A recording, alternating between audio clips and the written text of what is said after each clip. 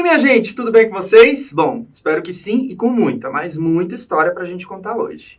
No assunto de hoje, no quadro Lado B da História, vamos entender o que aconteceu com o Brasil no primeiro e segundo reinados. Veremos também como esse período no continente sul-americano se relaciona com as investidas de Napoleão para dominar a Europa.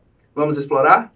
No final do século XVIII e começo do século XIX, o Brasil passou por diversas transformações históricas, políticas e também sociais.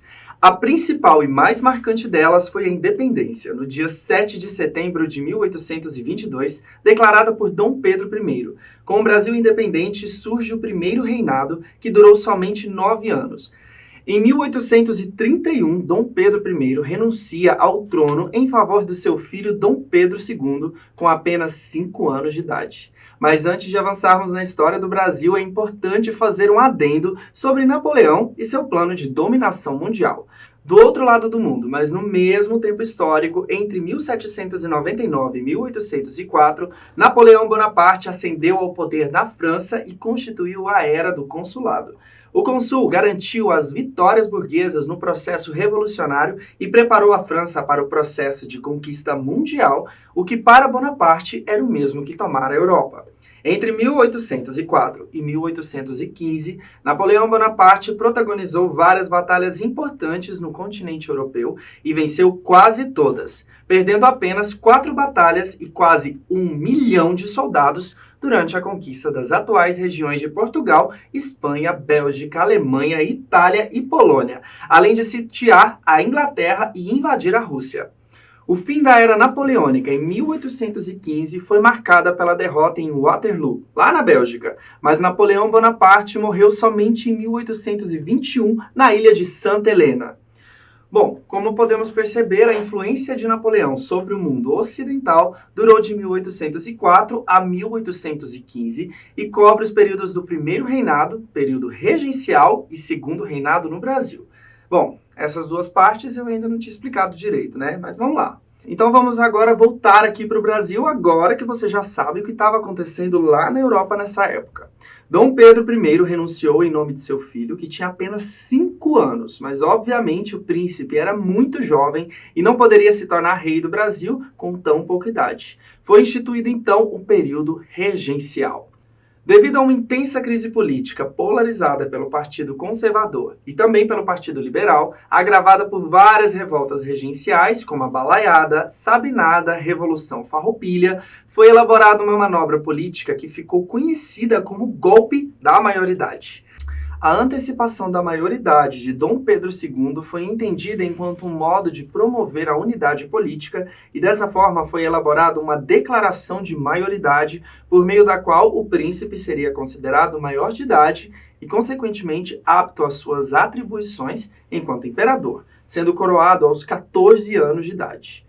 Durante os primeiros anos do segundo reinado, entre 1831 e 1834, nós tivemos 2 regências trinas. A primeira delas foi a regência trina provisória, que durou somente 3 meses e tinha como função preparar o Brasil para a convocação da regência trina permanente, que foi mantida até 1834. Toda essa confusão gerou um descompasso gigantesco entre as contas do Paço Imperial e os investimentos nas províncias brasileiras, que passaram a pleitear a sua desvinculação do Brasil no movimento separatista que tem resquícios até nos dias de hoje.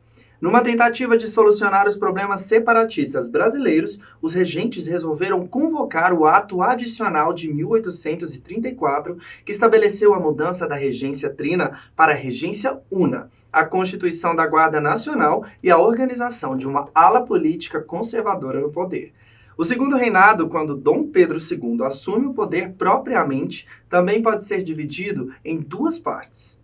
Num primeiro momento, foi marcada pela ascensão e desenvolvimento, enquanto no outro, a principal característica foi o descontrole econômico, isolamento e rechaço político. Calma que vamos por partes. De 1840 a 1870, o Brasil prosperou rapidamente no campo econômico e também político, graças a medidas como a tarifa Alves Branco, que aumentou as taxas sobre a importação de produtos estrangeiros, fortalecendo a indústria nacional e o desenvolvimento industrial nacional, impulsionado pelas iniciativas do Barão de Mauá. O grande problema foi que esse surto industrial de ordem urbana destoava do sonho imperial, que acreditava na vocação agrária do país. A Guerra do Paraguai, entre 1865 e 1870, foi um divisor de águas para o exército brasileiro e para a história do governo de Dom Pedro II. A vitória trouxe ao exército brasileiro prestígio, conhecimento e uma espécie de tradição que se manterá e terá um papel decisivo no golpe republicano de 1889, orientado por Benjamin Constant, Marechal Deodoro da Fonseca e também Marechal Floriano Peixoto. Após 1870, Dom Pedro II passa por diversos tipos de problemas ao Brasil, tais como a ruptura diplomática com a Inglaterra na questão Christie, o desgaste da questão abolicionista finalizada com a Lei Áurea e uma inflação incontrolável e também um endividamento externo. Politicamente isolado, Dom Pedro II foi convidado a se retirar do Brasil, colocando um ponto final no período do Segundo Reinado. Com isso veio a proclamação da República em 15 de novembro de 1889. Pelo que vimos hoje, dá para entender algumas questões do presente, não? Como as iniciativas separatistas do Sul e Nordeste, as questões diplomáticas entre o Brasil e o Paraguai e até mesmo a estruturação do Exército Brasileiro como uma instituição conservadora e tradicional. Gente, pensar que tudo isso estava acontecendo por aqui, enquanto lá na Europa, Napoleão aprontava todas e dominava praticamente todo o continente. Muita coisa, não? Bom, por isso que conhecer o nosso passado é fundamental para construirmos um futuro melhor. Bons estudos, ótimas reflexões e até a próxima. Vejo vocês. Fui!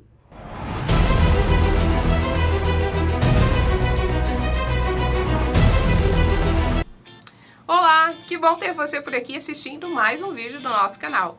Se você ainda não é inscrito, corra lá e inscreva-se, clicando no botãozinho vermelho que aparece aqui na tela.